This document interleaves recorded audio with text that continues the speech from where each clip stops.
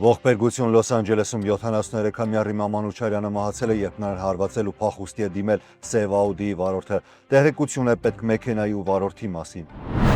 Սան Բեռնարդինոյում սպանվել է սպա Էնդրյու Նյունեսը, երիտասարդ հայր, որը կյանքը տվեց պաշտպանելով մի կնոջ։ Ջորջիայում ոստիկանն օգտագործել է մահացու ուժ մաչետեով հարձակման ժամանակ, պատմություն նրա մասին, երբ կյանքը դառնում է վայրկյանների պայքար։ Կառավարական փակումը հասել է 27-րդ օրվան։ Միլիոնավոր ամերիկացիներ կանգնած են սննդի օգնությունից զրկվելու վտանգի առաջ, իսկ երկնքում հազարավոր թռիչքներ հետաձգվում են աշխատավարձ չստացող դիսպեչերների պակասի պատճառով։ Սան Ֆրանցիսկոյում ձերբակալվել է բրիտանացի քաղաքական մեկնաբան Համդին, խոսքի ազատություն թե ազգային անվտանգություն, վիճելի սահմանը նորից դարձել է քաղաքական գործիք։ Եվ վերջում Վաշինգտոնում ստորագրված Փաշինյան-Թրամփ-Ալիև հուշագիր, մի փաստաթուղթ, որը խոստանում է խաղաղություն, բայց կարդացվում է 3 տարբեր ձևով։ Թրամփի ուղին, ճանապարհ, միջանցք, թե աշխարհաքաղաքական նոր խաղի սկիզբ։ Մենք խոսելու ենք ոչ միայն անցյալի, այլ նաև այն մասին, թե ուր է գնում մեր տարածաշրջանը եւ Հայաստանը այս փոփոխական աշխարհում։ Այս եւ մի շարք այլ թեմաների մանրամասները հաջորդիվ։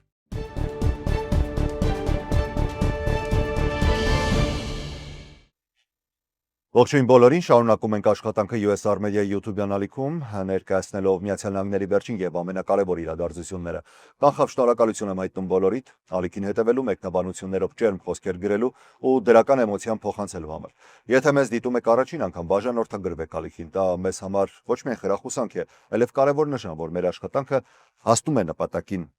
Առաջին լուրը, որ կցանկանամ ներկայացնել ձեզ անձամբ ինձ խորապես հուզեց։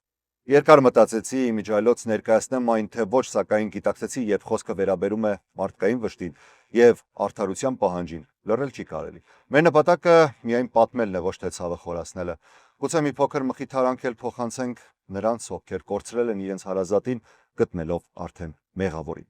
Լոս Անջելեսի Century City թաղամասում ողբերգական միջադեպ է տեղի ունեցել։ Ուրբաթ երեկոյան ժամը 6:30-ի 73-ամյա Ռիմա Մանուչարյանը եւ նրա ամուսինը անցնելուց են եղել գծանշված հետիոտնային հատվածով, երբ նրանց ուղղությամբ է ընթացել սև Audi Q3 կամ Q5 մակնիշի ավտոմեքենա։ Վարորդը չի կանգնել դիմելով փախուստի։ Ռիմա Մանուչարյանը մահացել է դեպքի վայրում։ Ամուսնուն սակայն հաջողվել է խույս տալ։ Լոս Անջելեսի ոստիկանությունը հայտարարել է $50,000 պարգևատրում այն անձին, ով կներկայացնի վարորդի ինքնությունը բացահայտող տեղեկություն։ Այս գումարը կարևոր չէ այնքան, որքան արդարության հասնելը։ Ես ինքս այս պատմության մասին տեղեկացա մամուլից եւ մեր խմբագրության անունից ցանկանում եմ զորակցություն հայտնել Տիկի Մանուչարյանի ընտանիքին։ Եթե վարորդն արդեն հայտնաբերված է, ապա ներեցեք, որ հիշեցնում ցավալի դեպքը, սակայն մինչև եթերաժամը լրացուցիչ տեղեկություն չեմ կարողացել գտնել։ Նշեմ, որ ընտանիքը բացել է GoFundMe ուղարկավորության ծախսերը հոգալու նպատակով։ Լոս Անջելեսի ոստիկանությունը կրկին կոչ է անում, եթե ունեք տեղեկություն սև Audi վարորդի մասին, անմիջապես դիմեք LAPD-ին։ Այսօր Սան Բեռնարդինոյի շրջանի շերիֆի վարչության սպա է սպանվել Ռաչո Կակումոնգայում Էնդրյու Նյունեսը արձագանքել էր մի կնոջը զինված տղամարդու սպառնալիքին, երբ ոստիկանները հասել են դեպքի վայր, կասկածյալը անմիջապես կրակ է բացել Նյունեսին վիրավորել։ Նա տեղում առաջին օգնություն է ստացել գործընկերների կողմից, ապա ուղղաթիռով տեղափոխվել է Արոհիտ տարածաշրջանային բժշկական կենտրոն, որտեղ մահացել է։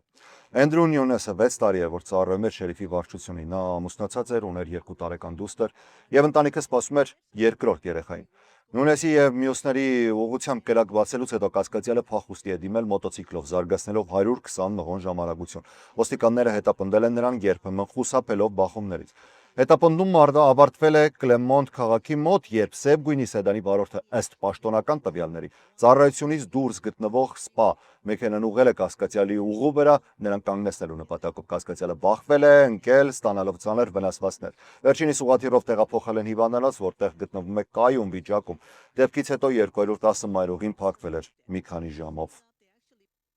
Ջորջիան նահանգի Օրայցվիլ քաղաքում ոստիկանը մահացու կրակ է արձակել տղամարդու ուղղությամբ, որը մաչետեով հարձակվել է հրշեջի վրա։ Առաջին հայացքից անսովոր պատմություն է, բայց իրականում այդպես էլ կա, դեպքը տեղի է ունեցել կեսգիշերին տեղի խանութի մոտ, որտեղ ոստիկանն ու հրշեջը պարզապես կանգնած զրուցում էին։ Քաղաքային ոստիկանության հաղորդման տղամարդը մեքենայով մոտեցել է խանութին, դուրս եկել ու հանկարծ մաչետեով անսպասելի հարձակվել հրշեջի վրա։ Հրշեջի կյանքին սպառնացող վտանգի պայմաններում, ինչպես նաև ինքնապաշտպանության նպատակով ոստիկանն այլ ընտրություն չի ունեցել, քան օգտագործել մահացու ուժ կանգնեցնելու հարձակողին, նշված է ոստիկանության հայտարարությունում։ Հրշեջը ստացել է ծանր վնասվածքներ ձեռքերի շրջանում, սակայն նրա կյանքին վտանգ չի սպառնում։ 32-ամյա հարձակվողը տեղափոխվել է հիվանդանոց, որտեղ մահացել է։ Ամերիկայում կառավարական մասնակի փակումը շարունակվում է արդեն 27-րդ օրը, դառնալով պատմության մեջ երկրորդ ամենաերկար ֆինանսական ճգնաժամը։ Ամենաերկարը հիշեցնեմ, որ 35 օր է տևել։ Դարձյալ Թրամփի ժամանակ։ Հանրապետականներն ու դեմոկրատները նույնքան օր, դեռևս մի բան էլ ավելին, զբաղված են միմյանց մեղադրելով։ Վերջին զարգացումներից գլխավորը գյուղատնտեսության նախարարությունը հայտարարել է, որ նոյեմբերի 1-ից դադարեցվելու է սննդային օգնության SNAP ծրագրի ֆինանսավորումը, որն աջակցում է շուրջ 40 միլիոն ամերիկացիների։ Գերատեսչությունը նշում է, որ արտակարգ միջոցների ֆոնդը չի օգտագործվի, քանի որ այն նախատեսված է միայն բնական աղետների համար։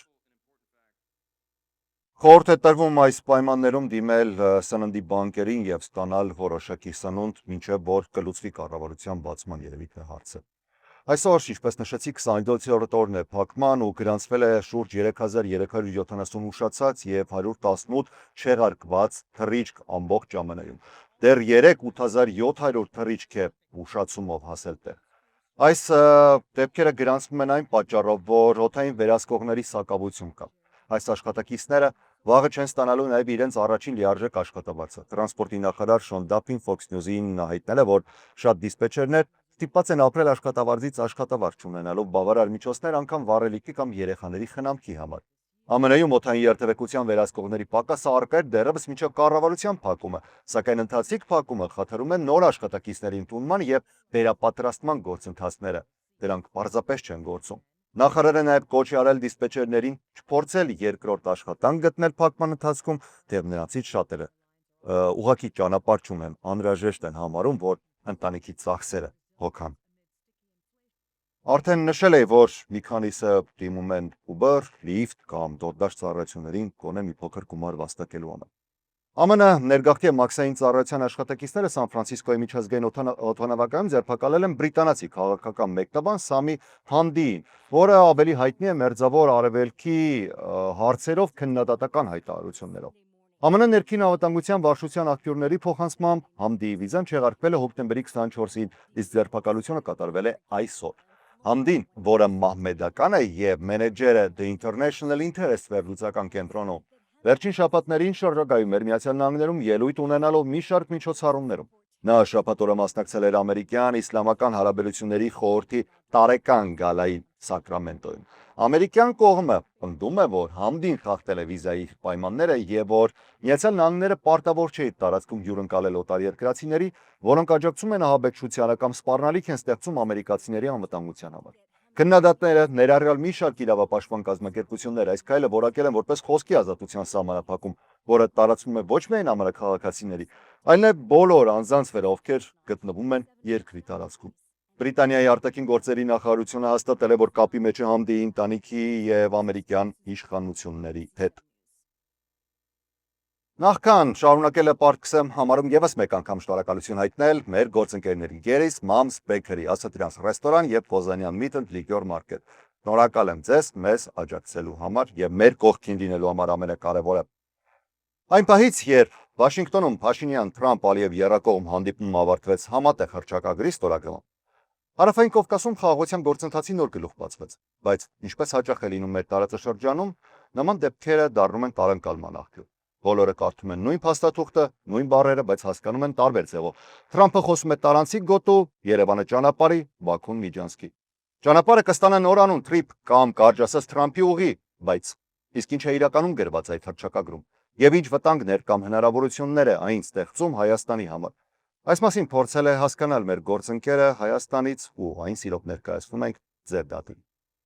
Հենց այն պահից, երբ Վաշինգտոնում օգոստոսի 8-ին տեղի ունեցավ Փաշինյան-Թրամփ-Ալիև հանդիպումն ու կողմերը համատեղ հռչակագիր ստորագրեցին, դրա բովանդակությունը բուռն քննարկումների թեմա դարձավ։ Խոսքը մասնավորապես փաստաթղթի 3-րդ կետի մասին էր, որտեղ խոսվում էր Ադրբեջանի եւ Նախիջևանի ինքնավար հանրապետության միջև Հայաստանի տարածքով անխոչնդոտ հաղորդակցության մասին։ Which is a special transit area that will allow Azerbaijan to get full access to its territory of Nakhchivan. Դա հատուկ տարանցիկ գոտի է տարածք, որն Ադրբեջանին թույլ կտա անխոչնդոտ մուտք ունենալ Նախիջևան եւ միևնույն ժամանակ լիովին հարգել Հայաստանի ինքնիշխանությունը։ Իդեպ Սյունիքի ճանապարհը համատեղ հռչակագրով Թրամփի ուղի անունը ստացավ։ Ու մինչ այդ նույն փաստաթղթում նշված էին ճանապարհի շահագործման հիմնական սկզբունքները, Հայաստանի Հանրության մոտ հարց առաջացավ, արդյոք այս փոխադրումների ժամանակ գործելու են Հայաստանի Հանրապետության մաքսային ընթացակարգերը։ Այս հարցերին Հայաստանի վարչապետը սկսեց արձագանքել դեռ Միացյալ Նահանգներում։ Հետագայում ինչպիսին էլ լինեն լուծումները, որոնց շուրջ իհարկե կլինեն խոսակցություններ, բանակցություններ, մանրամասներ,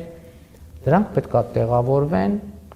ինքնիշխանության, տարածքային ամբողջականության, իրավազորության սկզբունքների շրջանակում եւ փոխադարձությունը պետք է աշխատի։ Ի վերջո ադրբեջանցիները տեսնելու են հայ սահմանապահի կամ ինչ կլինի, եթե խախտում արձանագրվի կամ Ադրբեջանը որոշի Հայաստանի տարածքով զենք տեղափոխել։ Կարող են պատասխանել այդ հարցին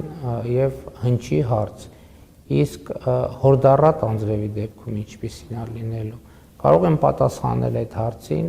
եւ հնչի հարց։ Իսկ ուժեղ քամու պարագայում ինչպիսին է լինելու։ Կարող են պատասխանել այդ հարցին եւ հնչի հարց։ Իսկ եթե վագոնում տեխնիկական անսարքություն լինի, այդ ժամանակ ինչպիսին է լինելու։ Համառոտ մի բան պետք է նկարագրենք,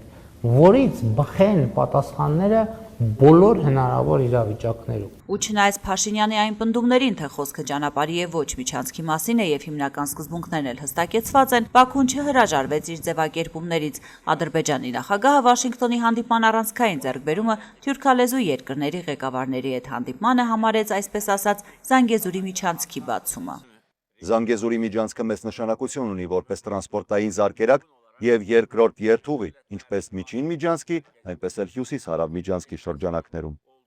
Հայաստանի վարչապետն Ադրբեջանի ղեկավարի այս խոսույթին պարբերաբար արձագանքեց տարբեր հարթակներում։ ՄԱԿ-ի ամբիոնից Փաշինյանը հայտարարեց, թե Ադրբեջանի նախագահի ձևակերպումները չեն նպաստում խաղաղությանը։ Կարծում եմ իմաստ ունի, որ ադրբեջանցի գործընկերը սպարզաբանի,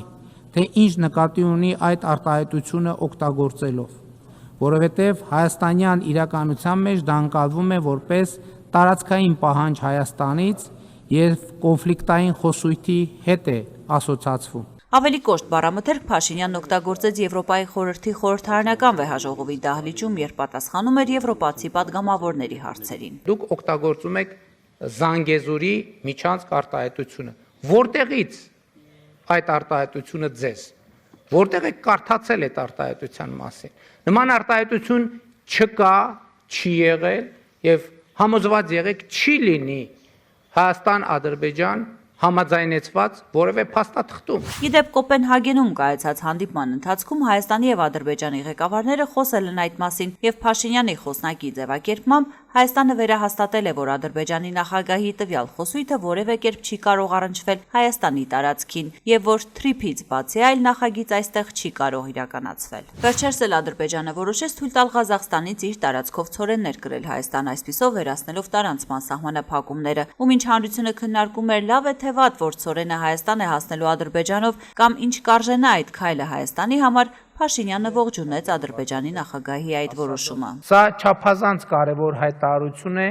եւ ուզում եմ իմ գնահատակն արտահայտել Ադրբեջանի նախագահի այս քայլի առիթով եւ ողջունել այդ հայտարարությունը։ Թբիլիսիում անցկացված Մետաքսի ճանապարհ 5-րդ համաժողովին Նիկոլ Փաշինյանը նաև հայտարարեց, թե Հայաստանը պատրաստ է ապահովել բեռնատարների տարանցումը Թուրքիայից Ադրբեջան եւ Ադրբեջանից Թուրքիա իր տարածքով։ Հայաստանի տարածքում թե ճանապարհները, թե սահմանային ենթակառուցվածքները պատրաստ են սրա համար Մարգարա, Եղեգնաձոր, Սիսիան, Գորիս երթուղով։ Քաղաքական առումով մենք պատրաստ ենք նույն կերպ ապահովել Նախճեվանի ինքնավար հանրապետությունից դեպի Ադրբեջանի հիմնական մաս եւ հակառակ ուղղությամբ տարանցումը Հայաստանի տարածքով, բայց տեխնիկապես դեռևս պատրաստ չենք ենթակառուցվածքների բացակայության պատճառով։ Բայց անգամ այս պատրաստակամությունը Թուրքիային եւ Ադրբեջանին չի ստիպում հրաժարվել միջանցքային խոսույթից։ Թուրքիայի տրանսպորտի եւ ենթակառուցվածքների նախարարը օրերս հայտարարեց, թե Բաքու-Թբիլիսի կարճ գծի թողունակության հնարավորությունները մեծացնելու համար Թուրքիան սկսել է իրականացնել Զանգեզուրի միջանցքի նախագիծը, որպես այլընտրանքային երթուղի։ Մենք պարբերաբար ունենալու ենք անդրադարձ Հայաստանին միջազգային գործընթացների համատեքստում։ Մեր նպատակն է հասկանալ, որ դիրքում է Հայաստան աշխարհաքաղաքական բեմում, ինչ շահեր է պաշտպանում եւ ինչ մարտահրավերների առաջ է կանգնած։ Ներքաղաքական թեմաներին եւս կլինեն անդրադարձներ, սակայն ոչ թե մեկօրյա սկանդալների կամ ընթացիկ իրադարձությունների մակարդակով, այլ ընդհանուր ռազմավարական համատեքստում։ Այս հարթակում ամեն մանրոք կդառնա մեծ պատմության մի մասնիկ։ Իսկ այսօրվա համար այսքանը։ Ես Հարություն Մինասյանն եմ։ Շնորհակալ եմ ուշադրության համար։ Առողջ եղեք։